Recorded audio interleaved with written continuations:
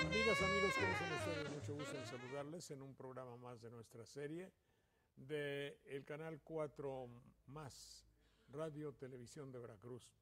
Y justamente queremos iniciar este programa pues con algunas proposiciones que tenemos y cómo es nuestro estilo de hacer una televisión diferente, doméstica, alternativa, pero que siga los lineamientos de algo que comenzó hace unos 50, si no es que más años, el hecho de hacer primero una televisión que no les perjudique, luego, si es posible, que algo pueda ayudar a nuestro querido, iba yo a decir pueblo, pero ya es tan demagógico que no, a los televidentes, a los ciudadanos, a quienes tengan la gentileza de escucharnos.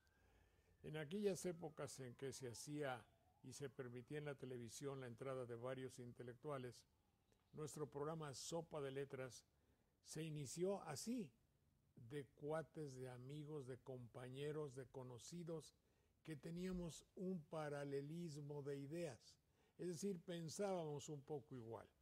Un joven entre ellos, bueno, yo también estaba joven, muy joven, y un joven entre ellos llegó y es Manuel Munguía, quien está con nosotros. Querido Manuel, ¿cómo te va? Mucho gusto. Muy bien, Jorge, y para quienes lleven gusto, como dices, platicamos un poco de los temas que tienen que ver, pues, principalmente con las palabras o con lo que vaya surgiendo. Era un poco la idea, es un poco la idea de nuestro programa. Fundados en aquella idea que nos dieron Arrigo Cohen, que tú recuerdas, Felipe San José, Carlos Laguna, Pancho Liguori, el Bate López Méndez, López Méndez se llamaba. Don Alfonso Torres Lemus, Juan José Arreola, Ricardo Garibay, en fin, Ernesto de la Peña. Don Ernesto, claro. Indiscutible, Mario Méndez, que está en vida y bien. Bueno, todos ellos tenían una idea paralela de que, una idea muy, muy presente siempre, de comunicarse y hacerlo bien. Nosotros a lo largo del tiempo hemos pretendido que muchas veces México no se comunica bien. No sé tú qué pienses, Manuel. Sí, hay un conjunto de problemas que tienen que ver con nuestra relación social, nuestra relación familiar, nuestra relación en general, y tiene que ver con la forma en que usamos este instrumento de comunicación, porque siendo la que más utilizamos es la que deberíamos de dominar más, pero aunado a problemas de carácter educativo hay otros, y también que ¿Económico?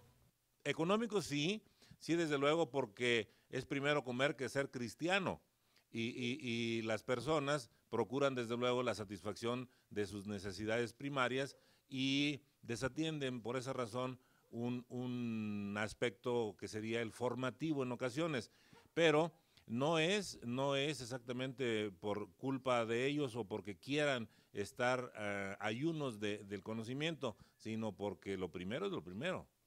Sí, yo te decía económico porque fíjate todo lo que ha interferido en nuestro lenguaje. En la actualidad, por ejemplo, una idea se compra. Si hay que hacer algo positivo para nuestro país, hay que mover al país. Y en sentido contrario, a quienes dicen aquello que se compra, pues también se vende. Obvio, imagínate tú el hecho tan degradante. A ver, te planteo, si yo tengo mis ideas y tú tienes las tuyas, la lógica natural es que yo respete tus ideas y tú las mías. Y que las podamos confrontar en su momento, claro, y que eso no signifique el rompimiento ni de la amistad, ni de la paz, ni nada. No, ni que yo te compre tus ideas, ¿eh? ¿Me explico? Sí. Las ideas no son comprables ni vendibles. Es decir, el hecho de vender y comprar ideas, pues es un grave deterioro, según yo, de la personalidad. Es decir, ¿qué valgo yo si vendo lo que pienso? Ya utilizaste el verbo adecuado, porque ahí se ponen en juego dos conceptos, el concepto de valor y el concepto de precio, que a veces Sí, intencionalmente se han confundido. pero que son finalmente, aquí en este caso, resulta incompatible. Es decir, no, si yo tengo una idea y eso me la dio Dios, mi cerebro, las hormonas, el divino arquitecto, La evolución. la evolución, la cultura, la biología, lo que ustedes quieran, la zoología, tengo una idea. Bueno, yo la adquirí. Pero es decir, te vendo una idea, como lo dicen en la actualidad comúnmente, verdaderamente es degradarse, según una apreciación personal, el hecho de vender las ideas. Lo mismo que hablar de una persona que aspira a un puesto público y nombrarlo producto, por ejemplo. O sea, no, pero aquí es un poco más grave y entonces yo quiero decir que fue espantoso. No espantoso, ¿qué quiero decir? Sí, me chocó término o utilización española, ¿verdad? Me chocó, me impactó. Sí. Dije, pero ¿qué pasa cuando los hombres de Fox y el mismo Vicente Fox y el señor que murió que se apellidaba González, eso no me acuerdo, no lo ubico muy bien, pero era su publicista, su hacedor, su asesor, ¿cómo se dice? El que hace a una persona y la forma siempre, su jepeto, el como que hace una... Sí, ahorita voy a acordarme de un término literario por el cual su gigolón o ¿cómo se dice? El que hace a otro y que le da consejos, que lo sigue. ¿Su mentor? Su mentor, hay otra, ahorita te lo digo, pero en fin. Bueno, entonces cuando ese señor González y sus adláteres le llamaban el producto y Fox se dejaba llamar el producto, entonces fue para mí decir, ¿cómo es posible que alguien que juegue, que maneje, que nade en el mar grande y profundo de los valores de la nación, se llame un producto? Pero eso es subliminal, que ahorita tú me vas a decir lo que signifique, que por cierto acabo de aprender que también algunos le llaman subliminar. Sí, sí, porque se sustituyen la R y la L final, porque son hermanas fonéticas. Se puede decir subliminar o subliminal. Pero digo, el hecho de llamarse producto a un presidente de la República debe tener una significación un poco especial, ¿no te parece? Sí, es la connotación de un sistema de relación social, política, productiva, etcétera, que tiene como basamentos la compra y la venta, es decir, ni siquiera es un sistema económico, porque no atiende a la generalidad de los procesos que deben atender los asuntos económicos. Se refiere a una partecita que puede ser el comercio, que puede ser el intercambio de bienes y servicios, pero no se refiere a todo el fenómeno en sí. Por lo tanto, es como decir una mercadería, un efecto que voy a poner en el mercado. Bueno, todo eso que parecerían tonterías, todo eso que parecerían minucias, banalidades, trivialidades, en las cuales las personas no pensamos generalmente, es la materia de nuestros programas. Y nosotros, bueno, yo pienso que tú, a lo mejor tú piensas diferente, pero pienso que es esencial para la buena organización de la nación, del pueblo, de las relaciones, que tengamos el mismo código, que estemos conectados en la misma corriente eléctrica y que podamos sintonizarnos. Te lo digo muy fácilmente.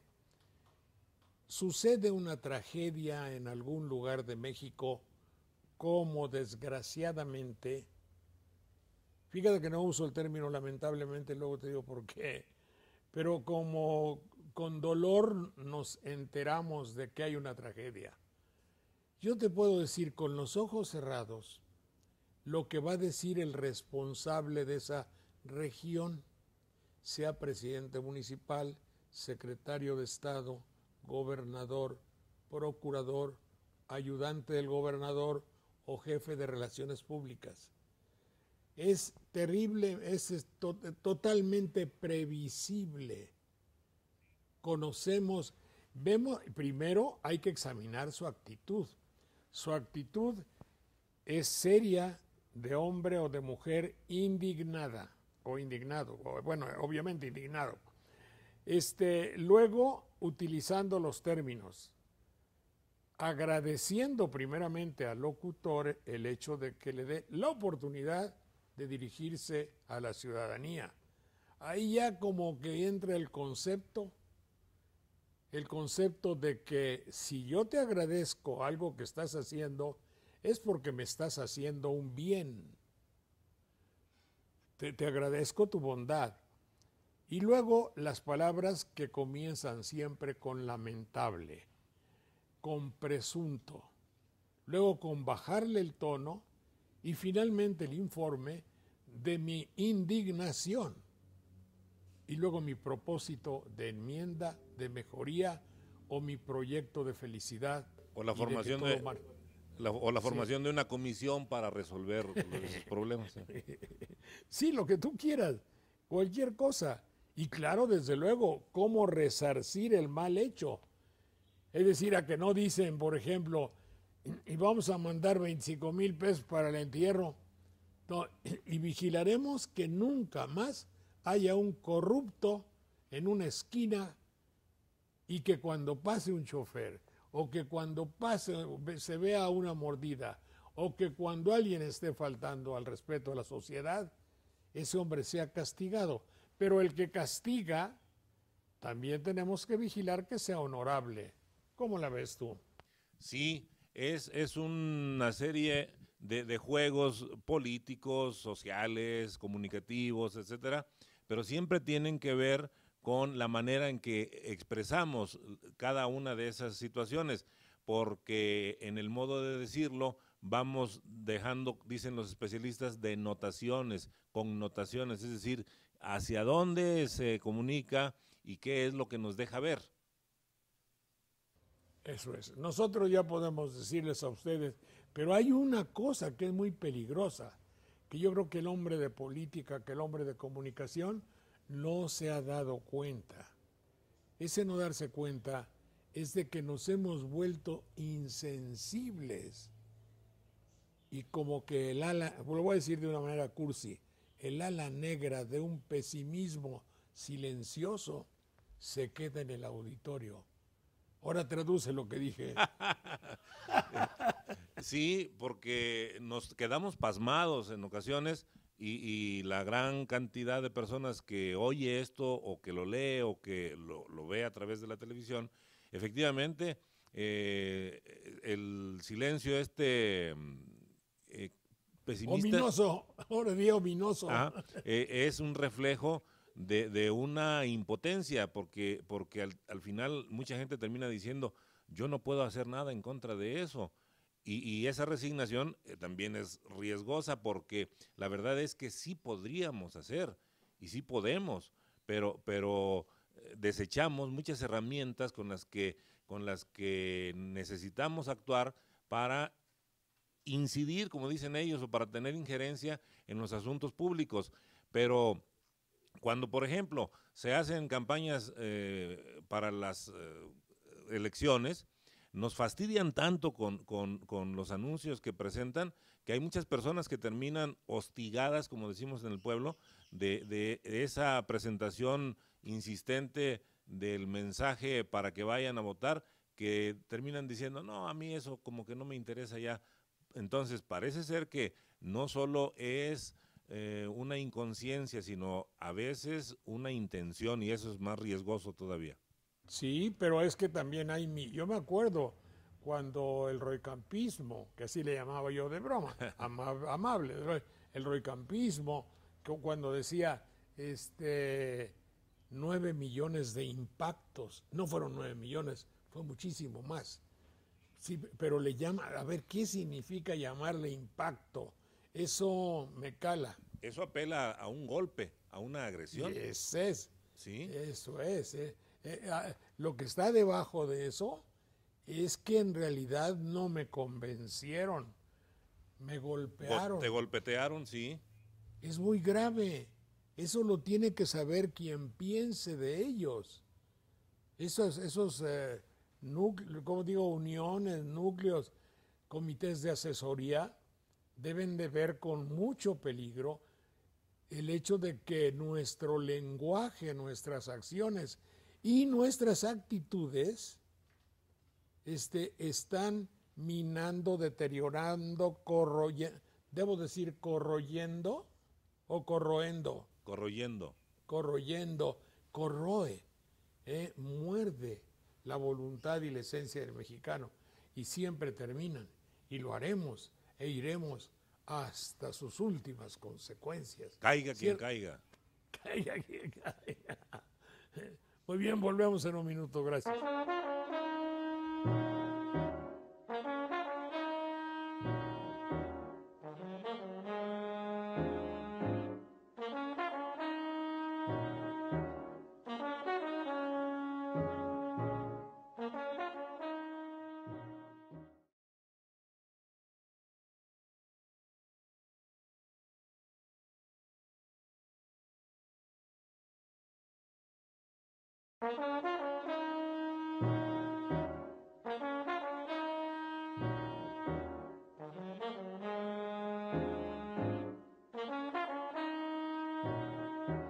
Encontré un libro que nos recomendó el otro día nuestro queridísimo amigo Daniel Méndez Vivanco, que se llama La seducción de la seducción de las palabras. Qué bello es, ¿verdad, Manuel? Sí, es un libro que debe ser material de cabecera para los comunicadores. Sí, en serio. Yo lo había oído nombrar como tanto, pues ya estoy muy así. Y luego empiezo a leer, les confieso, empiezo a leer libros, les leo un pedazo y luego me aburro y luego le leo del medio y le leo al final. Pero no tiene pierde en realidad. Entonces, es decir, toda nuestra, fíjese que no digo pinchurrienta vida, pasando en esto, pues es excepcional los matices y los juegos que hace de la utilización de la palabra. No es lo mismo decir, no sabes cuánto me duele que murió Monsiváis. No sabes en realidad cómo lo recuerdo en tal, así, un sentimiento dolorido. Esta pérdida para México que ha desaparecido, tal y tal y tal y tal. Una cosa es sentirlo y otra cosa es expresarlo para la televisión. Hace unos días, cuando la explosión de la bomba esa de gas allá de Catepec, hay una confusión, fíjate, Manuel, que no habíamos pensado. El mexicano común y corriente tiene como una aspiración tener su momento culminante de gloria, momento culminante de triunfo. Nadie lo confiesa, pero todos lo desean. Ese momento culminante de gloria tiene que ver de estar en un lugar como lo estamos nosotros. En mi caso, digo mi caso de una manera patológica, toda mi vida, la televisión. Por ejemplo, hay un concurso de zombies, aunque sea, que se necesita hacer así y ponerse un maquillaje. Bueno, en México hubo 29,000. En Jalapa me parece que 11,000. O un casting, como dicen. Un casting. Sí. Debe haber habido como 600, 700 gentes velando a la salida del hotel. Es decir, todo el mundo. Pero entonces, ¿cómo se comporta el mexicano cuando le duele y narra la tragedia? él inconscientemente, el señor que yo oí en estos días de la triste explosión generada por un ambiente de corrupción general, fíjense cómo son otras palabras, ese señor se creía locutor y no tenía cómo narrarlo porque no sabía si era una víctima o si era un narrador televisivo de hechos. Y utilizó una serie de palabras de las que usan los locutores de la televisión, los narradores de una tragedia. Y eso es que entra en confusión.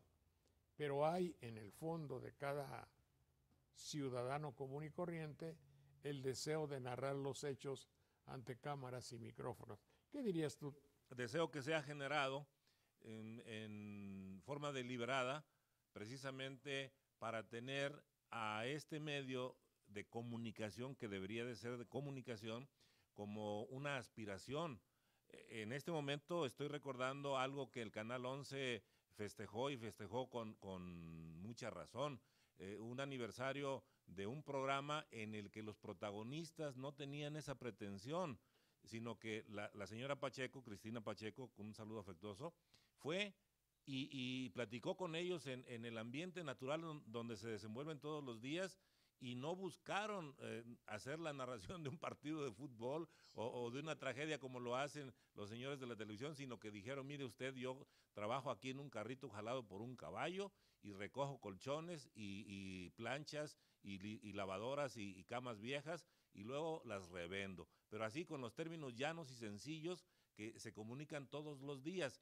Y ese programa ha persistido precisamente porque se vale de la llaneza, de la naturalidad con que todos nos expresamos, y esos son los programas destinados a quedarse en la memoria de las personas, porque lo otro es moda.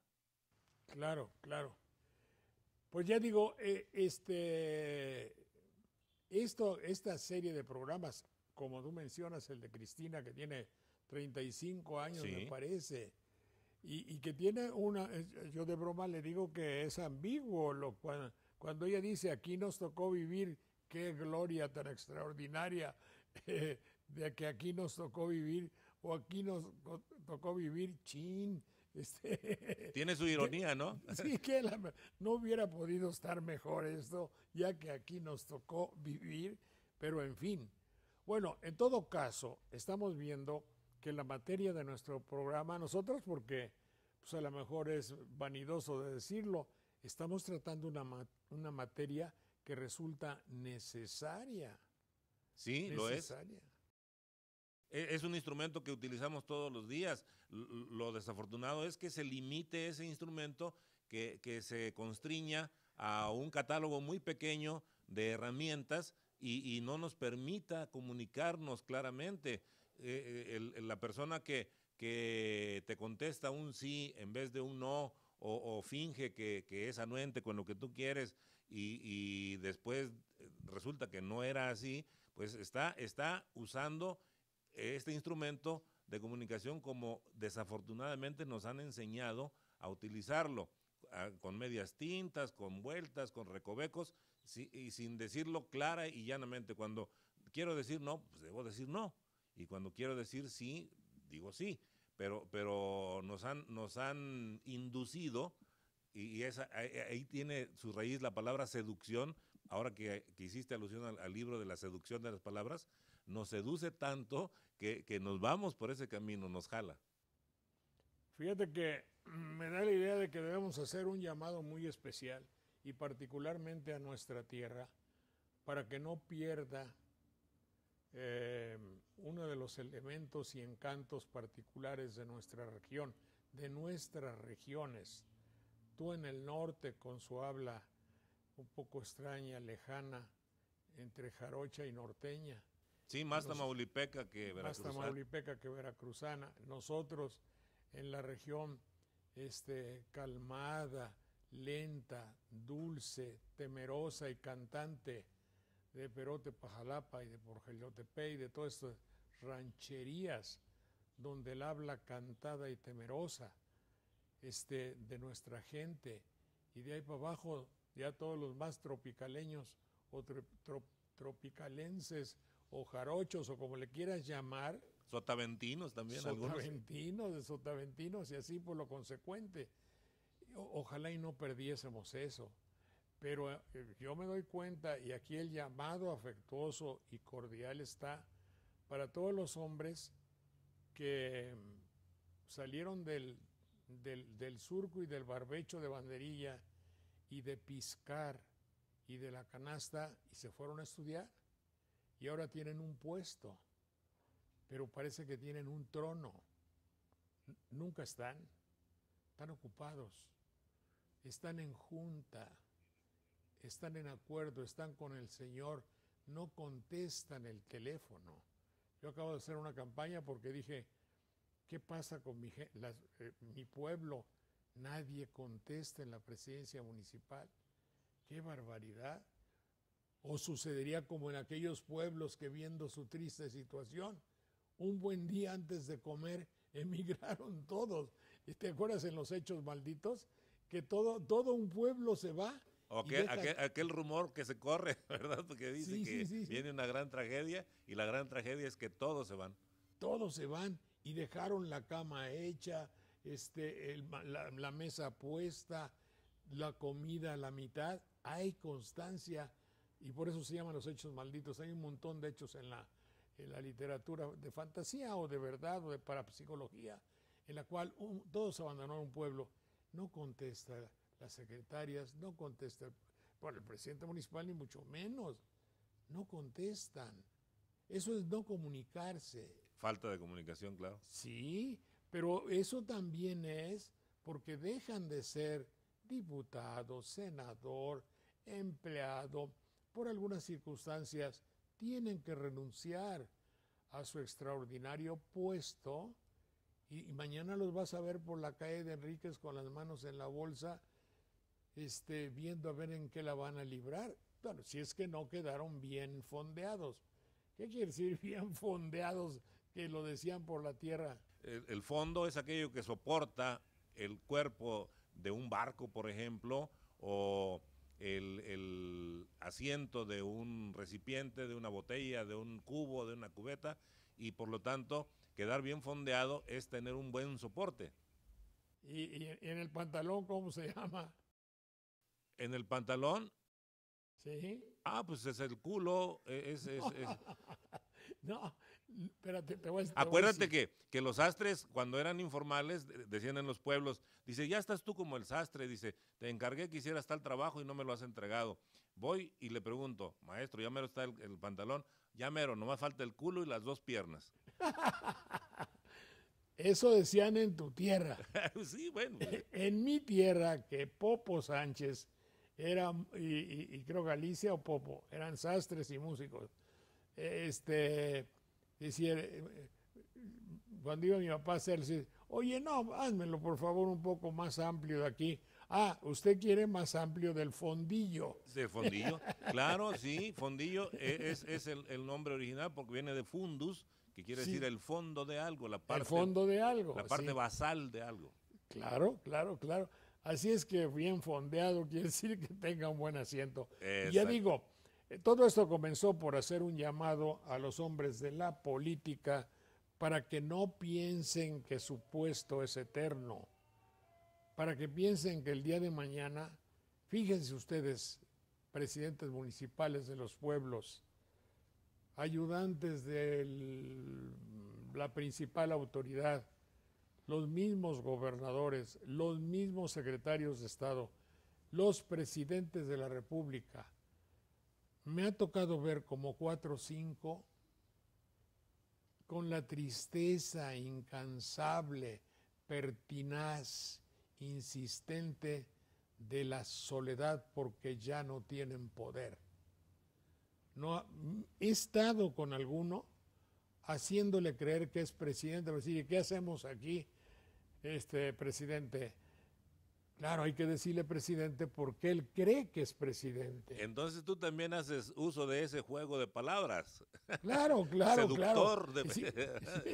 Oiga, allá en la finca de los Laureles, oiga, presidente, ¿y qué hacemos? Mire, usted se va, usted ya habla del Canal 13, cuando trabajaba yo en el 13. Lo que tiene que hacer Saldaña es esto y esto. Está bien, presidente, está bien, ¿y qué hacemos? Porque ya el grado total de obnubilación del puesto que hacía años que había dejado. ¿Te das cuenta? Fíjate, y a diferencia de lo que dicen los que son sabios, Jaime Torres Bodet decía, nunca me cansará mi oficio de hombre. Hombre he sido y seré mientras exista. Hombre nomás, proyecto entre proyectos. Pies inseguros sobre el polvo ardiente, boca adherida al cántaro insaciable. Espíritu y materia vulnerable a todos los oprobios y las dichas. Ese nada más quería ser hombre, humano, Sí. Que con eso nos bastaría a todos. Pero perdóname, es que el hecho de ser hombre engloba, aglutina, comprende toda una serie de condiciones que quien no las tiene busca estar ocupado en el teléfono. Claro. Su secretaria, ¿no? Es decir, me dicen, oye, hablo,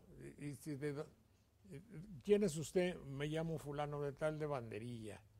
Oye, asunto, bueno, pues conozco yo a las personas de esa institución.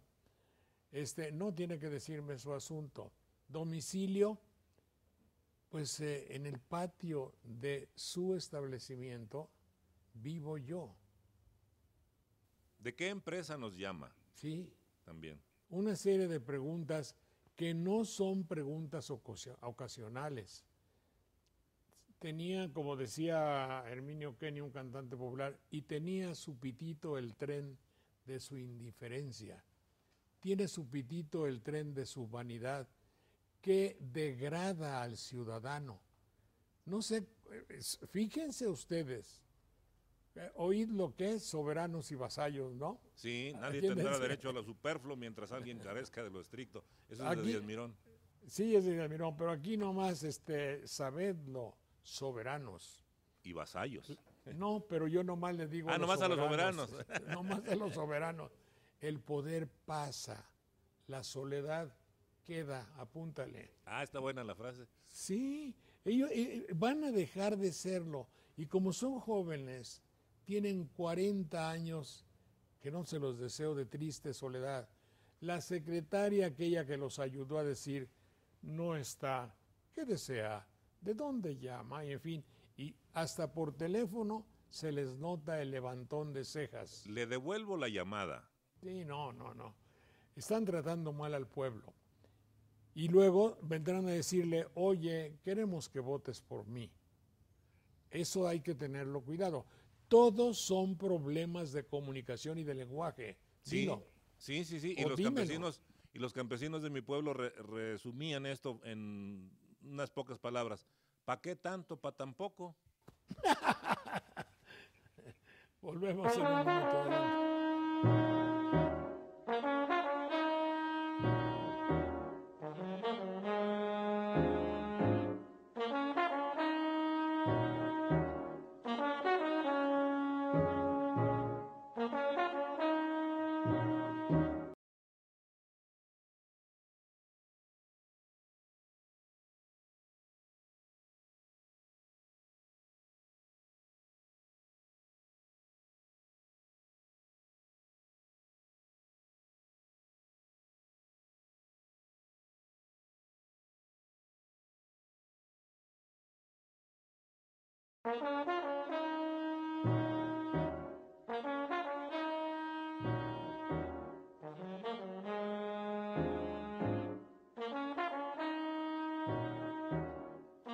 Recientemente nos dimos cuenta que Jalapa, que es una ciudad, pese a todo, de una gran cultura, digo pese a todo, no vayan ustedes a pensar que es de mala idea o mala fe.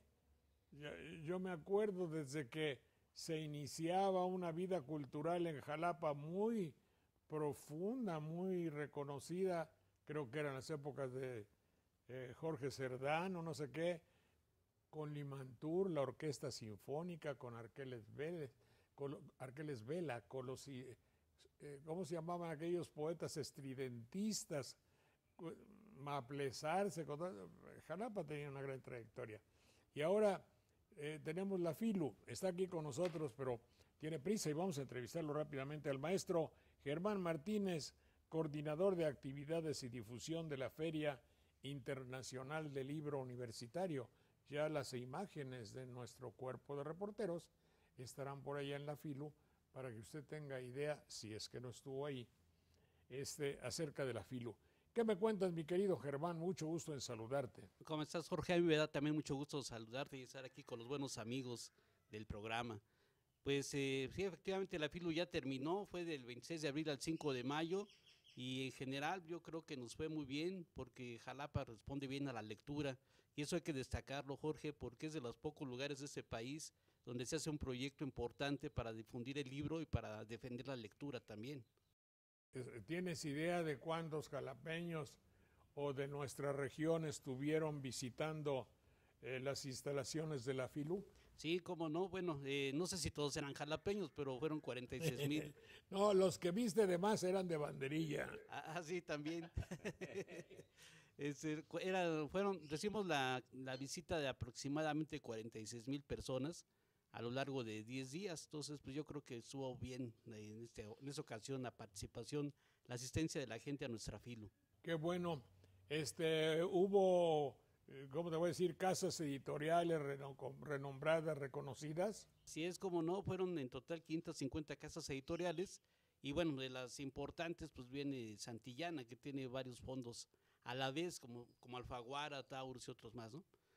Planeta, Océano, que estaban por acá, y también editoriales de otras universidades, que es también uno de los objetivos de esta FILU, difundir el libro universitario, de la producción editorial que se hace en el país y también en el extranjero.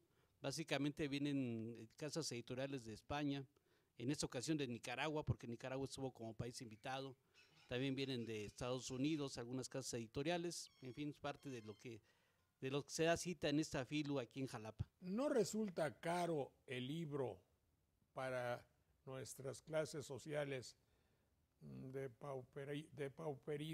Depauperidas no existe, ¿verdad? Depauperadas. ¿Eh? Depauperadas. No, es que acabo de hacer una palabra entre pobre y jodido. Entonces son depauperidas, ¿no? Un híbrido. Pues sí, efectivamente es un problema la cuestión económica respecto a la producción de un libro. Evidentemente hay libros de diversos precios, pero hay también que recordar que existe una ley del precio único del libro. Y bueno, dentro de la FILU pues hay una opción abierta para diferentes maneras de obtener algún título, ¿no? En el caso, por ejemplo, de la Universidad Veracruzana, tenemos grandes títulos que cuestan 35 pesos, por lo cual pues es un buen aliciente. Ahora sale creo que más caro una revista de Televisa que un libro de la UB. Entonces, pues ese es un esfuerzo que se ha realizado a partir de esta rectoría, de poner libros baratos. También había varios libros, varias editoriales que tenían ofertas de libros entre 50 a 100 pesos. Lo cual ya hace muy accesible todo esto. Bueno, y tú, mi querido Manuel, Germán, tú también eres hombre de micrófono, ¿verdad? Pues más o menos, sí. No, digamos un aficionado, no profesionales como ustedes, pero pues sí. Ya quisieran muchos profesionales. Luego ofendiendo, ¿verdad? Luego ofendiendo. Valga la ironía de Germán, porque ya quisieran muchos que se dicen comunicadores hacer un recuento como el que él hace con Pepe González o la revista informativa sobre la universidad que hace a mediodía y otras emisiones a través de Radio Universidad que merecería un mejor destino. Merecería un mejor destino, siempre lo hemos dicho, y casi ahí quería yo llegar, mi querido Germán, el hecho de que pertenezcas a una institución tan noble y tan digna como Radio Universidad de Veracruz, que, bueno, a ver tú, Manuel, ya que eres tan decidor de cosas, ¿por qué dices mejor destino? ¿O qué sería cuál sería un mejor destino? Mira, es la única estación en Jalapa que se ha quedado sola en AM y no tiene frecuencia de FM. Luego, andas en el centro de la ciudad y difícilmente la captas, la oyes mejor acá por el rumbo de La Joya y de Acajete, porque por acá está la antena, ¿sí? Entonces, haría falta que le hicieran servicios técnicos para que todos pudiéramos no solo disfrutar, sino aprovechar las bondades que tiene una radio educativa y cultural. Es que no me preguntan, pero si a mí me preguntaran, yo lo arreglaba. Alguien dijo, yo arreglo eso en un cuarto de hora, ¿verdad? Sí. Sí.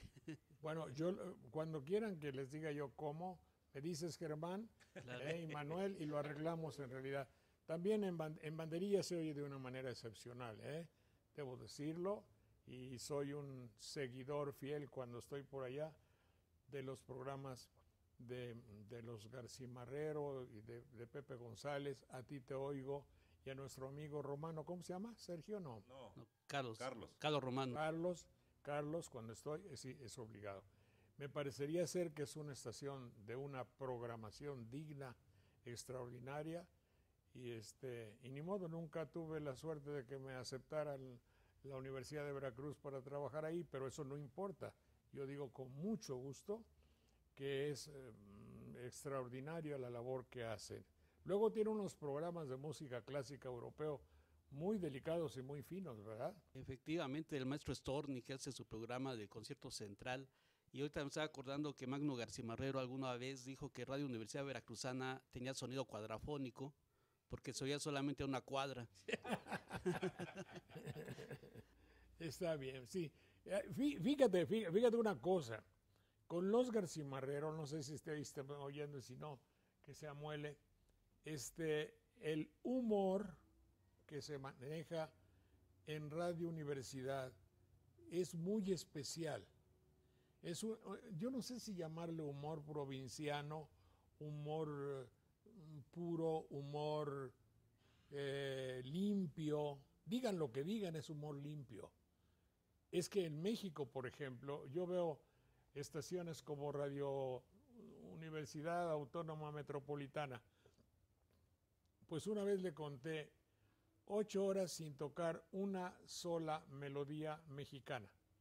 Y era una sucesión de música norteamericana. Es decir, con un sonido impecable, pero hay conceptos equivocados de lo que es la comunicación. Es una idea personal.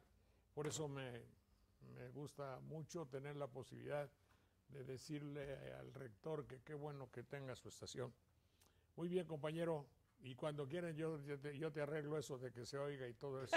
Perfecto, muy Lo bien. programa. Es que Jorge, verdaderamente, como dices, gente como Garcimarrero, como Germán, que están detrás en un micrófono, hacen una plática que conecta a las personas. No sé si recuerdas cuando escuchábamos esas transmisiones del compadre Manuel, que te hablaba también de una manera coloquial, no con una especie de script. No te repetía cada rato ni la hora, ni los eslogans que tiene que meter. No te hacía un comercial de que... no sé, era una plática de un locutor. Que Oye, también Pablito, ¿cómo se llamaba Pablito? El que tenía el tango. Ah, ¿Cómo sí, no? Pablo. Así es, Pablo García. Pablo García. Esos programas, yo creo que en Argentina hubiesen tenido un gran éxito. Efectivamente. Y otra cosa, Jorge, yo creo que también existe un respeto por parte nuestra, a pesar de que hacemos bromas o damos información. Y es lo mismo también que sucede con la FILU. Tratamos de que sea una comunidad la que se da cita, tanto en la Feria del Libro como en la radio. Tú te das cuenta, Jorge, y lo has dicho muchas veces, cómo los locutores o la gente que habla en los micrófonos actuales le falta el respeto a la gente. Mira, cuando tú dices eso, mi querido Germán, estamos hablando de que la gente, el auditorio, los televidentes, los radioescuchas, es una masa informe manejable. Si yo me acuerdo, oye, fíjate la brutalidad de alguna estación que dice, hola amiga, hola señorita fulana, Yamisel, ya tiene nombres rarísimos. Oiga, le quiero jugar una broma a mi novio. Ya vivimos juntos hace 6 años, pero quiero que le diga a usted que usted es mi novio y que usted y yo ya nos entendimos y que él, luego le jugamos la broma y habla el locutor, bueno, mira, quiero decirte que Yamilel ya vive conmigo. ha decidido venirse.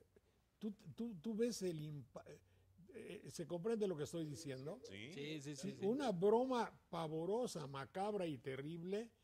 Aquel cuate puede caerse muerto de un infarto. Y lo hacen en el radio, lo oigo no todos los días, pero cada vez que voy por allá, lo hacen así. Yo oí, no me acuerdo dónde, no fue en tu estación, un señor, guardando todos los respetos del mundo, no voy a decir las palabras que está prohibido por la Suprema Corte de Justicia, ni puñal ni maricón, sino voy a decir una persona que parecería de sexo masculino, haciendo las inflexiones requeridas en su voz, citaba y daba teléfonos para que alguien hablara con un amigo de él. Yo no sé cómo se llama eso. Si lo hago con una mujer, eso se llama proxenetismo. Sí. Pero yo lo oí en Jalapa. No, o sea, hay otra estación donde te dicen, si me las pides, te las pongo. Así es. ¿Sí? Pero ahí no ha lugar ni a la broma ni a nada, ¿verdad? No queda resquicio para la imaginación. Jorge, sí, no, pues ya fíjate es que bromas, mal uso, a veces desinformación, es parte de lo que se hace con cualquier medio de comunicación.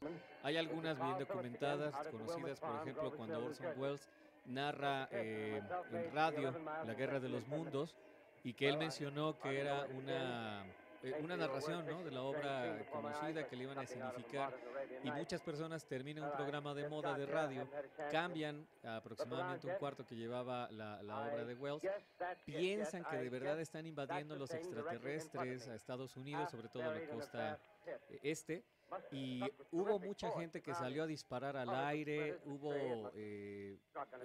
evacuaron las ciudades, se le citó a Wells en el Congreso para que le declarara por qué razón lo hicieron. Ese tipo de bromas que en su momento se le puede llegar a criticar, hoy están precisamente mencionando cómo los medios de comunicación tienen una influencia tan grande en las personas. Si tú mencionas esta broma de háblale a mi novio y dile que estoy con él, vamos a hablarle por teléfono. Hay locutores de radio que le han hablado a presidentes de la República. De Estados Unidos. De Cuba, de Bolivia, conductores mexicanos que le han hablado para hacerle bromas. Pero al presidente de Venezuela me parece que le hablaron en una ocasión para preguntarle una tontería. Mira, la forma de utilizar el medio denota precisamente las intenciones, la mala leche, lo que busca la gente detrás. Si un locutor en una estación comercial hace todo eso y más barbaridades, pues bueno, se nota la intención de la empresa, que le está buscando dar entretenimiento, diversión, desinformación, que también hay que mencionarlo, y tener a las personas en una especie de marasmo cultural, o lo que decía Andy Warhol, darle a cada quien sus 15 minutos de fama. Cuando una estación que se dice cultural, que se dice de gobierno, que promociona ciertos elementos, como por ejemplo lo hace Radio V, algún lugar que esté dando información, se presta ese juego, pues estamos empezando a ceder terreno ante este tipo de actividades, o de plano estamos perdiendo el rumbo. Creo que la UV, en ese sentido, ha mantenido gente detrás de los micrófonos, como tú decías, que no solo es un vocinglero de los intereses, sino alguien que conjunta en él esa visión de tener a alguien que critique, que sea amplio y que tengamos una visión diferente de las cosas. Que no se nos olvide, pues, la misión de la radio y la televisión pública, educativa y cultural. Fíjate nada más, y nada de eso se hace. Nada de eso se hace, y qué barbaridad.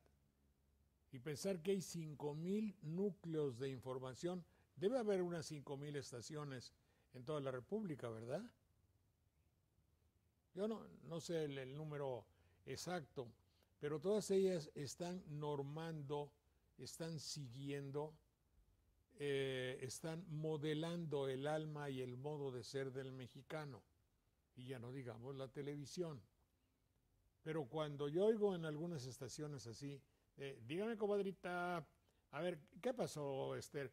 Les hablan con una familiaridad, pero no es una familiaridad ni afectuosa ni afectiva.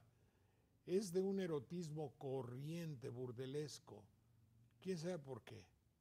Así se nota. Ahora, por ejemplo, también hay que decirlo, en Veracruz tenemos el ejemplo excepcionalmente bello de Radio Guaya y Radio Teocelo. Así es. Emblemas de la radio comunitaria, sí. Don Jorge, Sí, dime. se ha perdido lo que usted en otras ocasiones ha dicho, y lo ha dicho bien, sobre la radio y la televisión alternativas. Una pléyade de locutores que usted seguramente tendrá en su memoria fueron comunicadores que, si en algo se distinguieron, fue precisamente que mantenían una charla, pues una charla familiar todos los días con el público, pero esa charla familiar estaba matizada por mandar información que tenía el planteamiento y tenía, insisto, ese matiz de la cultura general para ir sensibilizando a toda la población en el interés por el propio conocimiento. Yo estoy recordando allá en la estación de radio del puerto de Veracruz, en las mañanas, como eso de las 6 de la mañana, a un locutor que se llamaba Don Luis, y Don Luis hablaba de etimologías, hablaba de historia, hablaba de biografías, tenía un conocimiento muy amplio, y eso es lo que se ha perdido, la radio y la televisión alternativos. Muy bien, pues muchas gracias, mi querido Germán. Volvemos a un momento. Gracias, Jorge.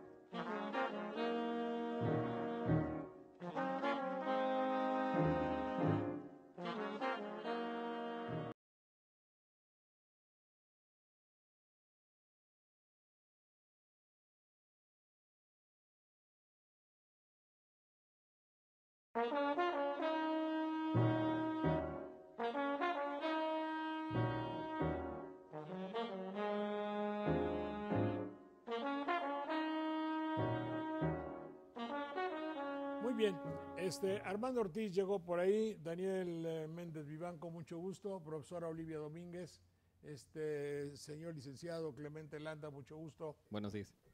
Clemente, hablábamos Buenos días, un don Jorge. poquito. Buenos días. Clemente, tú que tratas con jóvenes, y nosotros hemos estado viendo todo eso porque empecé a leer La seducción de las palabras. Entonces esto me ha dejado más inquietudes que conocimientos. Y entonces yo digo, bueno, cuando un joven a propósito le dice a todo que está padre, no es que no sepa y no quiera decir, o no quiera, ¿cómo decir? No es que sea tan imbécil como para que todo sea padre. Es otra cosa, pero tú que tratas con jóvenes, ¿qué cosa es? Sé que me está agrediendo, obvio. Pues mira, Jorge, ahí en el colegio preparatorio como yo estoy en el turno vespertino, en ocasiones llegan jovencitos, como tú lo mencionas, de rancho. Gente que viene a buscar el ingreso a la educación superior en la Universidad Veracruzana, y que ellos entienden que para poder ingresar necesitan mejor preparación. Entonces, brincan de una secundaria rural, buscan la escuela, el colegio preparatorio en la tarde, y vienen muchos muchachos, te lo juro de verdad, los chicos no me lo creen cuando lo mencionamos en el salón, no tienen correo electrónico. Hay muchos jóvenes que no tienen Face.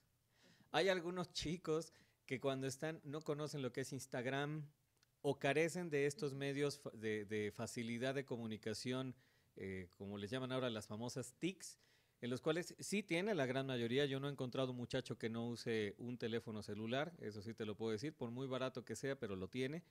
Y al querer copiar también estos tipos, esa forma de comunicación, pues lo que están buscando es ingresar de una manera adecuada a un círculo que los obliga a comunicarse de esa manera. Decir chido, güey, padre, a toda madre, incluso el bullying que ahora le están llamando, ¿no? La agresión, es parte de que este muchacho ingrese a una juventud promedio, clase media mexicana, en la cual para poder comunicarse, conocerse y además ser reconocidos, necesitan de este tipo de agresiones, de este tipo de palabras. No sé cómo llamarlo, culturación, procesos sociales, pero se ve muy claro como un jovencito, yo lo he visto claramente, chicos que vienen de lugares como Platón Sánchez, como Álamo Temapache, que no por ser regiones alejadas carecen de tecnología, pero que ellos están más en actividades de campo, terminan siendo jóvenes muy bien integrados a una sociedad jalapeña, si me permites decirlo, mamona y sangrona, en la cual salen hablando diciendo, güey, tú, hello, con toda una serie de expresiones que ya las asumieron como parte de su vida. Creo que hay jóvenes diferentes, eso sí te lo puedo decir, muchachos muy extraños, como les dicen sus mismos amigos, que les gusta la pintura, que les gusta leer, que fueron, como decía Germán, a comprar libros. Hay algunos jóvenes que ya los están llamando contraculturales, simplemente porque cierran el Face. Y, oye, ¿por qué cerraste tu Face? Es que ya no me gusta que me vea nadie. Estaba yo muy abierto a que todo el mundo me estuviera criticando. Y recientemente una maestra amiga mía me platicó que estaba ella tomando un café en la parroquia y se le acercaron unos jóvenes con una cámara de un canal comercial. Le preguntaron, oiga, ¿ya sabe cuál es el estreno de la semana?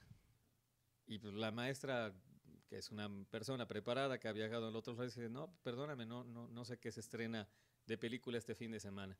Voltea la cámara al muchacho y dice, ¿cómo ven, querido público, esta mujer desinformada que no conoce? Bueno, le voy a dar oportunidad de que se redima. Dígame el nombre de 2 películas de Cantinflas. Y bueno, ya mi amiga también metida en la discusión dijo, pues a todas luces contradictoria, no sé, a ver alguna que se llame, no las conozco. Pero ¿cómo es posible que una mexicana no conozca las películas de Cantinflas? Creo que estamos entrando en esa dinámica en la que los muchachos copian modelos, no solo de sus amigos, sino de lo que creen que en la televisión tienen que hacer para poder salir adelante. Claro, esa es una labor de estupidización nacional. Sí, claro, por supuesto. A eso le llamo yo televicracia. Pero espérate un segundo, te voy a contar ahora cómo era en mi tiempo, que es lo mismo que tú dices, y no que todo tiempo pasado fue mejor o peor, sino que en todo tiempo se cuecen habas, rehago el refrán. Yo era un ranchero de banderilla, mi papá tabaquero y barbechador y sembrador de maíz campesino, y mi mamá había sido maestra y cuidaba su jardín, vendíamos la leche, y yo iba a la escuela, primero la señorita Ramos y luego al seminario y luego a la prepa, y cuando estaba yo en la prepa llevaba mis cántaros de leche para entregar a la lechería del señor Jiménez, ahí frente al Teatro Lerdo, entregábamos la leche y luego pasaba yo por los cántaros. Era ranchero, y lo digo con un gusto excepcional. Pero luego ya con lo del seminario y todo me daba por escribir un poquito y hacer versitos y la madre. Entonces me acuerdo como si fuera ahora que se reían mucho, porque yo había escrito no un verso, sino una especie de diario o narración de mi vida, y llegué con olor a caca de vaca, o con la humedad de los campos de banderilla y lo que tú gustes y mandes. Pero mi primera sensación de haber entrado al mundo valioso era cuando aprendí a decir en Jalapa, después de conocer a lo mejor de la sociedad jalapeña, cuando aprendí a decir en Jalapa, ¿qué insinúas? Muy bien. Sí, te voy a decir por qué. Porque en Jalapa era muy fregón, muy chingón decir, uy, ¿qué insinúas? Así como una pero sabes que esto era tomado de las películas, de los letreros de las películas. Entonces decir ¿qué insinúas? Cuando yo apliqué el ¿qué insinúas? Adecuadamente, yo me sentía logradísimo. Y habías entrado a la cosmopolita de Jalapa. Sí, es decir, no estaba yo hablando un idioma. No sabía yo ni qué caramba significaba ¿qué insinúas? No, sí sabía ¿qué insinúas? pero no estaba dentro de mi contexto, dentro de mi formación, no estaba a decir, ¿qué hicieras? En banderías, ¿acaso dirías qué chingados pasa? ¿O qué te pasa? ¿O qué traes, cuatito? En fin, lo que sea. Pero al decirlo así, yo estaba haciendo una demostración de estatus social. ¿Qué dije, Manuel? Sí, es un proceso normal en los seres vivos en general, pero en las sociedades humanas es algo muy normal buscar la incorporación a los núcleos donde uno tendrá sus relaciones más frecuentes, en este caso de los estudiantes. Lo que sucede ahí en el caso de que insinúas y las otras palabras que refirieron hace un momento, tiene que ver ahora con la influencia de otros medios. No es el proceso natural, digamos, de incorporación, porque ocurrió en muchas sociedades que se volvieron de rurales a urbanas o de feudos a burgos en una época anterior y entre otras cosas iban adaptándose a la forma de hablar de los nuevos lugares donde convivían. Pero aquí sí pesa una influencia deliberada de ciertos medios que tratan de estandarizar, porque una vez me decía una amiga, ay, qué chido que un joven de Lima pueda decir igual como lo dice un chavo de la Ciudad de México o uno de Mérida, porque le platiqué que me subí a un autobús urbano en Mérida, Yucatán, y que la verdad es que yo ya no percibía lo que antes había escuchado entre los hablantes de aquella región, que era un distintivo muy especial por la influencia maya y todo lo demás, sino que yo los oía hablar y parecía que iba por la Bondojo o que iba por la Guerrero en un autobús urbano de la Ciudad de México, oyéndolos con los términos que se les han impuesto. Ese es el gran problema, que el habla se la impongan así a rajatabla a tantos hablantes y que no sea un proceso de incorporación natural. Fíjate, Jorge, que algo que ha estado pasando recientemente es que ya no nos reconocemos por las palabras. Antes nos reconocíamos por las palabras y nuestra memoria estaba en las palabras, en el relato, en la anécdota, y así nos veíamos. Hoy día, a lo mejor no lo calculó muy bien que escribió el libro del Homo Videns, porque pensaba que la gente estaba más apegada a las imágenes de la televisión o del cine, pero hoy día se está dando un fenómeno en el que la gente se está reconociendo más por las imágenes. Tú ves una cantidad de imágenes en las diferentes redes sociales, en los diferentes elementos que no se ven ahora. Están pasando un programa de televisión, creo que en Nat Geo o algo así, no sé, uno de estos canales de Discovery, en donde se está evaluando lo que fue la década de los 80s.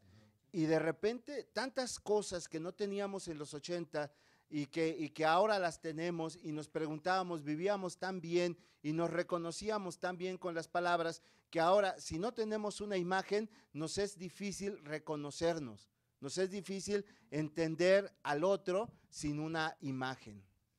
Bueno, va a ir pasando eso, Jorge, también, decía Armando muy bien, ¿no? El hecho de reconocernos, incluso con el tono en cómo hablábamos, pues uno sabía si venías del norte de Veracruz, del sur de Veracruz. Compa, decimos nosotros por allá. Aco, cabrón, dice mi mamá, ¿no? Sí. O sea, por ejemplo, sí, las expresiones reconocían la parte de donde uno llegaba.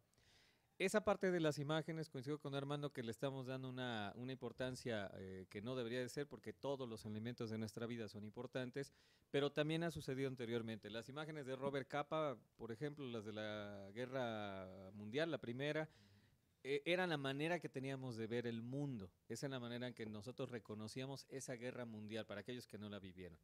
Hoy, la inmediatez que tiene el internet, sobre todo, ya no la televisión, porque la televisión tiene un filtro muy fuerte que es el interés de la empresa que la maneja. El internet está generando que prácticamente cada 3 días y medio salga un nuevo fenómeno que si no lo conoces, no eres parte de la cultura mediática del internet. Sí.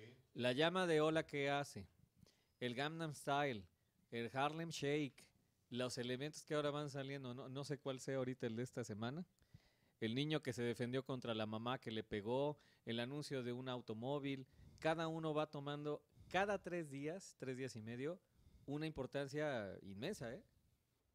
Ahora que dices de que una palabra identifica también una actitud, un canto en el lenguaje identifica. No es lo mismo si yo te digo que, wow, estuvo terrible, ¿no? O sea, soy de Las Lomas.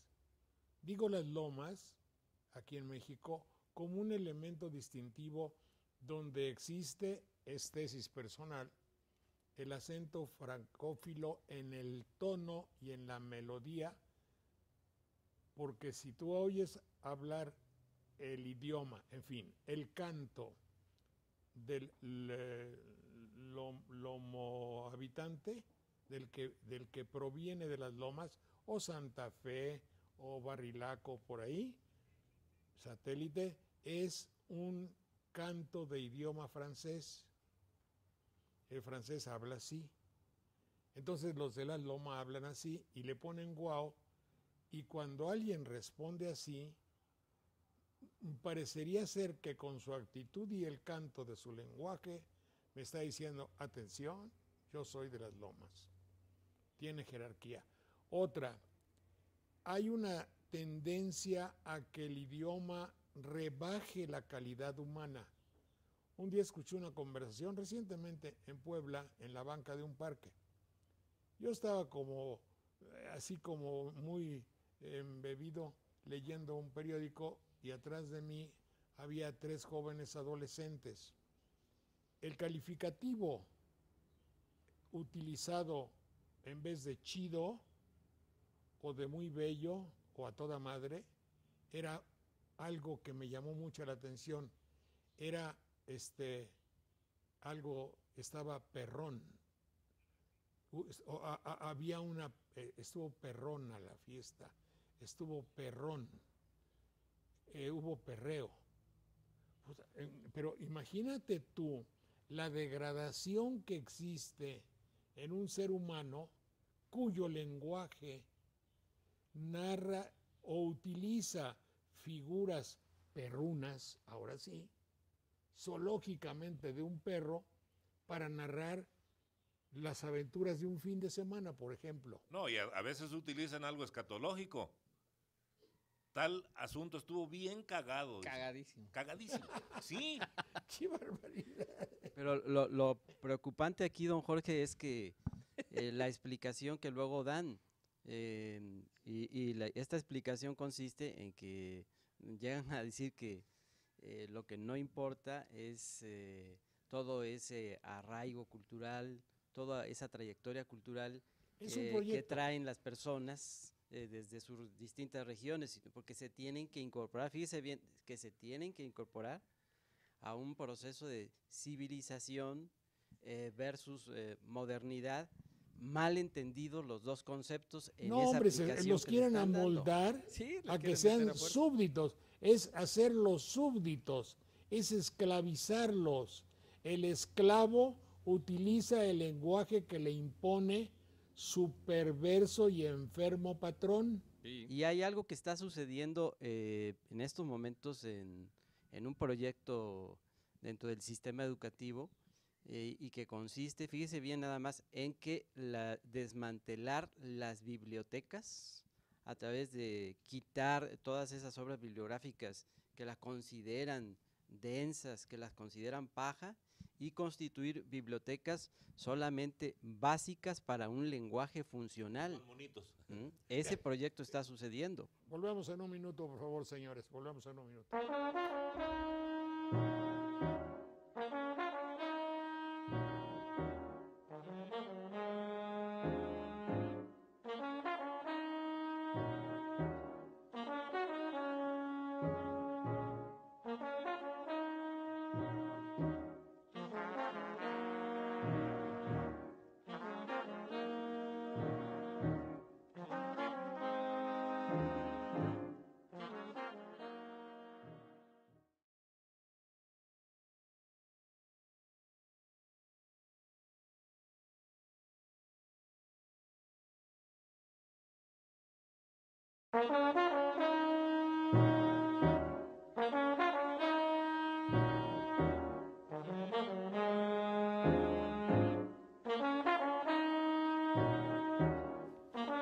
Ustedes sabrán si siguen el curso de nuestros programas habrán notado dos cosas, que hemos hecho mucho énfasis en el uso de las palabras, porque nuestro programa está llegando, cosa que agradecemos muchísimo y nos felicitamos de ello, está llegando a los Estados Unidos. Y en esas circunstancias pensamos, y ojalá tengamos lo que actualmente, algún recado de amigos de por allá, actualmente le llaman retroalimentación, pero nosotros como somos viejos, ojalá nos manden unos recaditos por ahí, de si les es de utilidad nuestro programa a los amigos México-americanos que ya lo son ahora, o mexicanos que andan por allá, o braceros o como se llame. Y entonces ojalá les recuerde mucho que aquí hay un grupo de mexicanos un poco necios que queremos que nuestros valores continúen. Uno de ellos, fundamental, el lenguaje. Esa es una. La otra, lo que quisiera decirles es que también hemos incluido algunos aspectos musicales porque pensamos que el lenguaje y la música han sido muy robadas, saqueadas, traicionadas. Tenemos música que no es nuestra, tenemos criterios de música que los artistas extranjeros invaden la capital, invaden muchos lugares. No es que odiemos lo extranjero, es que desplazan a mucho de la música real de México. No veo yo como, por ejemplo, el día de las fiestas de San Fermín en España, vaya a cantar Vicente Fernández a alegrar las fiestas allá. Sin embargo, en México sí vienen cantantes. Viene Katy Perry. Españolas. Pues quién sabe quién carajo será, pero viene, por ejemplo, Día de las Madres, uy, la plaza, el Zócalo se llena con un cantante español. Que los mexicanos no tenemos madres de aquí. Algunos no, ¿eh? Bueno, es obvio. Pero entonces, para todos mis amigos de por allá, y hablando de eso. Pero digo que musicalmente, por eso hemos incluido algunos aspectos musicales de un fenómeno que tendrá que ser escuchado por alguien. La música puede ayudar a salvar las esencias primordiales de un país. Se hizo en Venezuela. Y no crean ustedes que le estoy haciendo publicidad a Chávez. No me achaquen cosas que no hago. Esto comenzó hace más de 20 años. Chávez tenía 5 años cuando comenzó el hecho de revalorizar, darle valor a la música nuestra. Y había sucedido también desde 1950, cuando en París reconocieron que en América Latina había folclore, el Scala, en París. Y de allá salieron el gran reconocimiento a la música latinoamericana, pasó por París.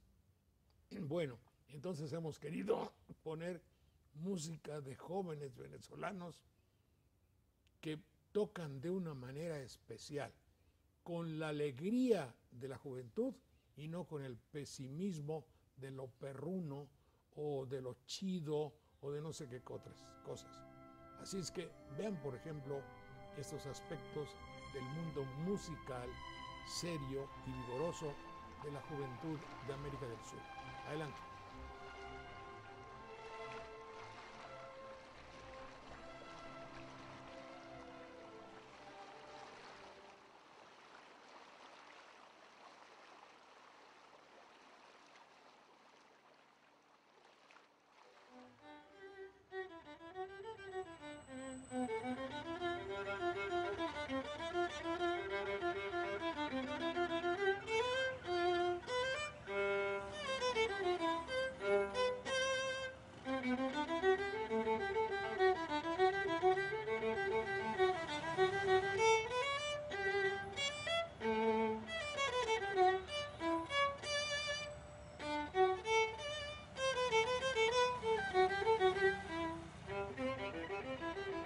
We think of social programs providing food and shelter and housing and medical care, and absolutely this is very important for people who don't have this.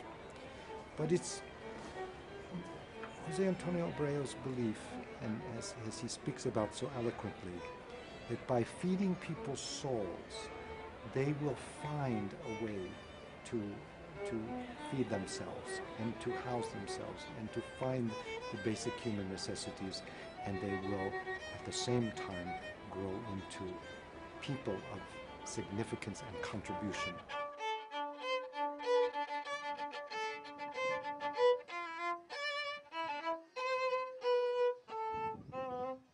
But when you establish the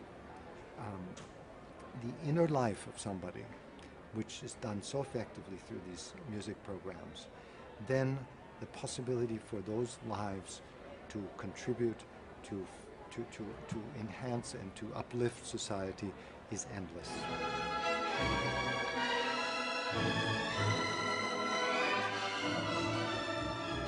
El proyecto de las orquestas juveniles tiene el potencial de cambiar el perfil sociológico de un país con características como las de Venezuela, Colombia, Perú o México. El proyecto me pareció fabuloso, fabuloso en sí y fabuloso también en cuanto a su potencial de poder aplicarse en otros países.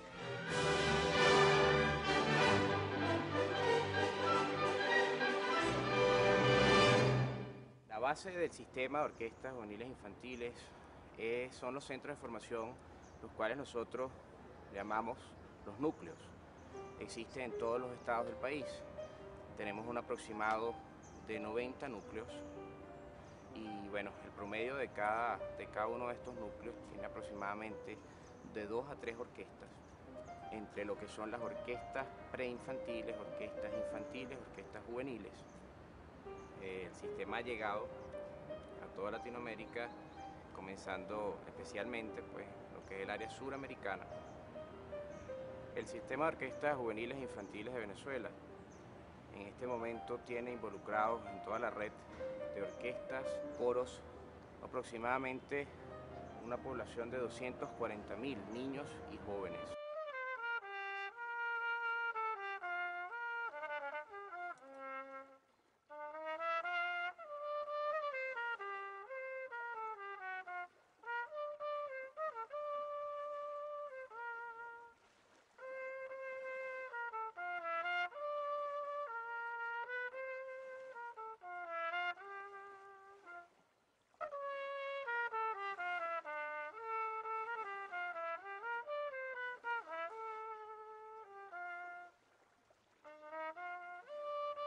Yo tocaba corneta porque en el núcleo donde estaba me la dieron por mi tamaño y mi edad. Y después fui a un seminario de trompeta donde conocí a un trompetista de la Filarmónica de Berlín, Tomás Klammer, y me escuchó y me dijo que mi sonido era bueno y me trajo esta trompeta.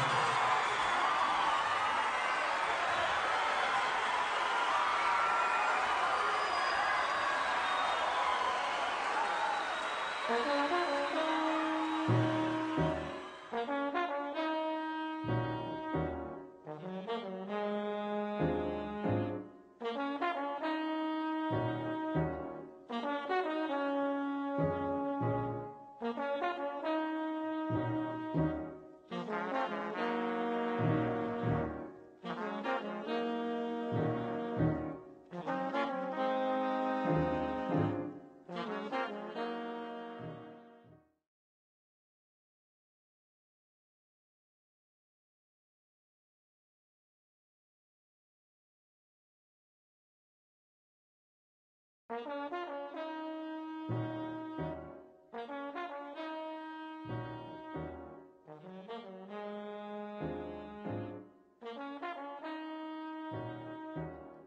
mi querido Armando, ibas a continuar diciéndonos algo acerca... Adelante, Armando, tú me ibas a decir algo y te interrumpí, creo. Era Clemente, Jorge, nada No, pero más. es lo mismo, es lo mismo. No, no, no hay problema. Yo lo único que te iba a decir, Jorge, acerca del lenguaje y cómo lo mencionabas, fíjate que en algunas ocasiones, platicando con buenos amigos que son de Argentina, y bueno, he conocido mucha gente que es tanto académica como pues gente de pie, que anda trabajando y viviendo su vida diariamente, no les escuchas un tono tan marcado a las clases altas como a las clases bajas o a las clases medias argentinas, hablando de lo que tú mencionabas, de cómo el lenguaje ahora nos está queriendo separar con un tono como de las lomas, como de las ánimas, como de cada colonia padre, bueno, aquella que sea el Real de allá de Monterrey, que se... No me digas que de las ánimas hablan diferente. Hablan muy sangrón, Jorge. Pues él vive ahí. No, pero yo vivo en Indeco. Hay otro léxico que también está imperando, que es el léxico de noticiario. Comentarte, Jorge, que aquí donde cayó la pipa, ¿no? así empiezan las muchachas a narrar. No, oye, hoy en la mañana... ¿Has oído eso? Te comento. Pero utilizan un verbo en modo nominal, pues, y luego le ponen un sufijo y no dice absolutamente, no comunica en realidad según el espíritu del idioma, pero ellos creen que es una forma elegante de decirlo. Comunicarte que aquí, o comentarte que ocurrió esto así, no dice nada. El verbo en infinitivo es un nombre nada más, no es una conjugación. No, son insoportables porque, por ejemplo, dice, oye, manito, échame la mano, necesito que me ayudes, yo te apoyo. Chinga, oye, ¿cuál apoyo ni qué madre? Te estoy pidiendo, por favor, 3 costales de arroz o 3 costales de totomosle. Yo te apoyo. Es decir, estamos pasando del primitivismo a la decadencia sin conocer la civilización. ¿Quién dijo eso? Pues Federico Engels, que tenía los 3, lo tomó de alguien más, un antropólogo, que decía que había 3 formas de asociarse de los hombres. Primero era la barbarie, después el salvajismo y posteriormente llegábamos a la civilización. Pero esto también pero luego la decadencia total, y toda ¿no? civilización tiene un periodo de decadencia, que se va hacia el salvajismo, la barbarie. Y esto es una carencia también, Jorge, porque ellos piensan que este tipo de lenguaje les da cierto estatus, y como ya colocan en un estatus muy alto a la gente que sale en la televisión, ellos piensan que si imitan al que sale en la televisión, ellos van a igualar su estatus. Entonces están cometiendo un retroceso, pero ni siquiera saben que es un retroceso. Y es una forma también de llevar a cabo un desprecio, una discriminación en una época en la que tanto se está hablando de que no debe haber discriminación en ningún sentido.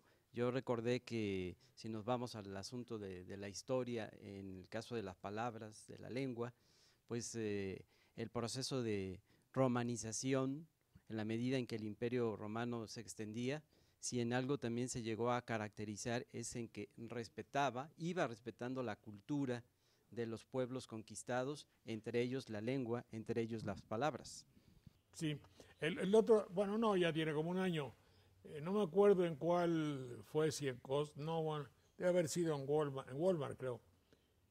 Quería comprar un aparato electrónico y quería yo preguntarle muchas cosas al individuo que la estaba vendiendo respecto a las características y utilidades que yo le iba a dar a ese aparato electrónico. No hubo modo. A cada pregunta, decir, ¿dónde se prende? Le comento, no te pido un comentario. Te estoy diciendo que me digas dónde está el botón para prenderlo. Cosas así, todo. Él no quería avisarme. Él quería brindarme apoyo. Él quería comentarme. Él quería, me hablaba de las instrucciones. No sé qué líos. Nunca respondía directamente a una pregunta redactada con el lenguaje común y corriente. Tenía que utilizar el comentario. Yo no sé si eso sea técnico, televisivo, Bamón, desde luego, pero no compré el aparato, no lo compré. Claro, él no le importa, o Wolfman no está esperando para triunfar que yo le compre, pero que se sepa que en Jalapa, y yo me sentí profundamente despreciado, quizá era su finalidad. ¿Qué pueden decir de esto? Sí, es una forma de discriminación, como apuntaba Daniel, como lo fue en su momento la creación de la palabra civilización, porque esto es tanto como decir que la verdad, la pureza, la nobleza, la mejor condición estaba en las ciudades, porque viene de civitas civitatis, que es la ciudad. Entonces, el que era civilizado, supuestamente, era un individuo de mejor expresión, de mejores condiciones económicas, etcétera, etcétera. Esto contrapuesto a lo rural. Y muchas personas siguen teniendo esa idea. Y yo debo decir que cuando voy a Potrero de García, a Tostlacuaya, a La Joya, me enorgullece ver que los niños todavía saludan y platican, porque en la ciudad tú saludas a alguien, te voltea a ver así como extrañado, ¿y este por qué me saludó?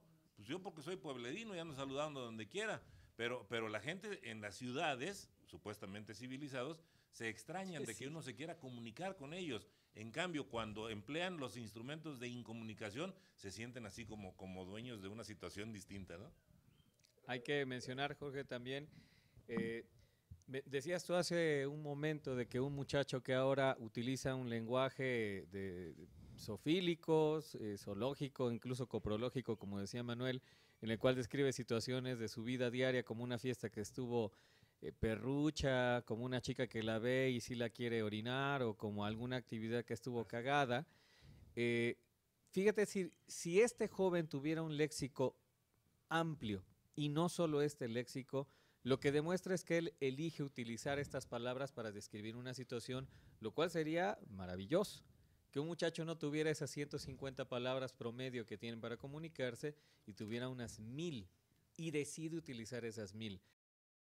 En 1900 el doctor Zamenhof trató de crear un lenguaje común para que los pueblos se comunicaran, porque él veía que era muy difícil que aquellos que hablaban inglés se comunicaran con los que hablaban ruso, y pensó la idea de tener un idioma que se llamaba el Esperanto, en el cual pudiéramos tener una especie de idioma de comunicación mínimo, óptimo, estándar, por llamarlo de alguna forma, en el que si la maestra es de otra cultura y yo soy de una, pudiéramos comunicarnos en lo práctico.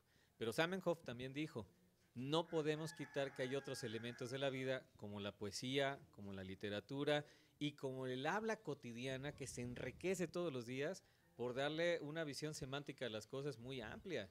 Entonces decirle a una sola cosa, una sola palabra, es volvernos menos, reducirnos en el lenguaje.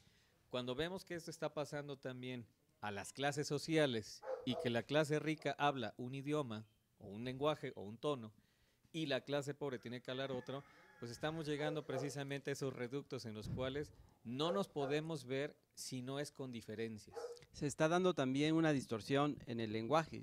A mí me pasa seguido que cuando me toca escribir mensajes a personas, a amistades, me contestan de la siguiente manera, me dicen, oye, qué chistoso, qué simpático, cómo escribes los mensajes. Pones y entonces, acentos, dicen. Sí, y entonces les digo, ¿por qué? ¿Qué es lo que hago? Y dice, es que pones acentos, pones comas, pones punto y seguido. Estás mal. Pusiste quiero con Q, cuando que debe ser con K de kiosco. A ese grado se está llegando y eso es una distorsión del lenguaje también. Estás viejito, Dan. Eso es. Muy bien, querida maestra, ¿cómo le va? Mucho gusto, Olivia Domínguez. ¿Cómo está usted? ¿Qué nos va a contar sobre cosas bellas de nuestra tierra, Veracruz, y de los hombres de allá? Adelante. Bueno, hoy vamos como este mes es un mes de muchas celebraciones, escogí platicar de unos maestros veracruzanos o que trabajaron en Veracruz en el siglo XIX, como es el caso de José Miguel Macías, que era cubano, y que de origen cubano, que muy joven le tocó una de las revoluciones que tuvo la isla caribeña, la de 1868, y que fue exiliado y llegó al puerto de Veracruz, donde inmediatamente que llegó se dedicó a la docencia en el colegio preparatorio y trabajó muchísimo. José Miguel Macías, y bueno, hay escuelas que tienen su nombre en la ciudad de Veracruz en reconocimiento no solamente a su labor docente, sino a que editó varios textos que hacían referencia un poco a la situación de Cuba, pero también libros de texto que sirvieron para la educación primaria. Entonces, bueno, Macías tiene una escuela en Veracruz, en pleno centro de la ciudad, que lleva su nombre, y una calle también lleva el nombre del profesor Macías. Hay otro educador que es de origen español, que es Esteban Morales. Esteban Morales también llega a la ciudad de Veracruz muy joven, llega en un periodo en que el país estaba muy convulso, es la guerra civil que llamamos la guerra de reforma, y este joven que hablaba perfectamente francés, que era un tipo muy culto, durante el periodo en que Juárez vive en el puerto de Veracruz, que está ahí refugiado, él es su secretario particular. Esteban Morales también tenía la característica de ser muy conocido en el puerto porque estaban haciendo una de las organizaciones que, como eran las logias masónicas en la ciudad de Veracruz, y pertenecía a una de las logias más antiguas del puerto. Posteriormente va a promover la edificación de un colegio que diera educación superior, y es lo que hoy es el Instituto Veracruzano. En Veracruz, el Ilustre Instituto, bueno, después se le agrega Ilustre, pero es el Ilustre Instituto Veracruzano. Él promueve, bueno, es de los maestros, digamos, es un grupo de personas, entre ellos Esteban Morales, que promueve que se haga un edificio y del cual va a ser director una vez que se abre este colegio o instituto, y va a ser director durante 30 años. A la muerte de estos dos personajes que, aunque habían nacido fuera del puerto, pues eran considerados veracruzanos, la ciudad se paralizó, ellos mueren ya de avanzada edad, arriba de los 70 años, casi, o Esteban Morales arriba de los 80, la ciudad se paralizó y hubo un homenaje público donde acudieron a estar presente en sus funerales. Y la tercera maestra en la que quisiera, esta sí es una mujer, la quisiera yo hacer mención, es Cholita Ramos Enríquez. Ah, mi maestra. Así es. El caso de Cholita, que algunas veces como colateralmente lo hemos tratado, pero quisiera yo hacer mención que ella nace en Jalapa en 1882. Que a los 15 años ella ingresa a la escuela normal, siendo en estas generaciones que promueve el maestro Enrique Retzamen. Es tanta la atención que Cholita capta del director de la escuela normal, que inclusive le aumenta la pensión. Era una práctica de los alumnos más aventajados, se les apoyara en sus estudios, ¿no? Una vez que Cholita Ramos sale de la escuela normal, ella es becada junto con otras alumnas y se va a Estados Unidos y toma una especialidad que tiene que ver con la educación de los infantes, de párvulos. Regresa a nuestro país y se integra como docente, no solamente de la escuela normal un tiempo, sino también de la escuela de señoritas, la Concepción Quirós.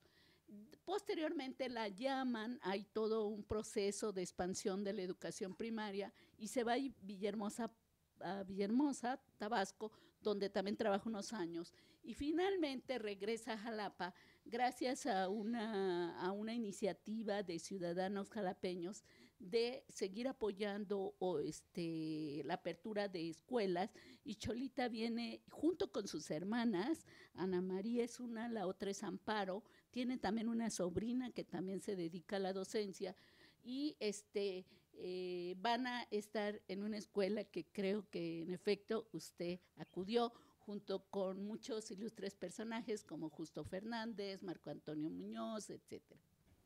Muy bien. Ahora debo decirles algo, con el permiso aquí de la maestra.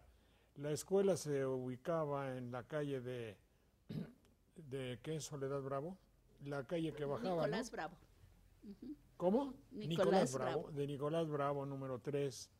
Y ahí yo fui a una escuela de paga y de gente bien de Jalapa, de gente bien, quiero decir, de gente rica. Estaban los hijos de los gobernadores, el hijo, mi amigo, ahorita les voy a decir cómo se llama, Martínez, que fue tesorero, estaban los Casas Alemán, yo no sé si Miguel Alemán estuvo ahí, y si eso lo llama usted ilustre, pues pasa, es discutible, pero en fin. Soledad Ramos Enríquez era así se llamaba, sí, ¿verdad? Soledad Ramos Enríquez, ¿no?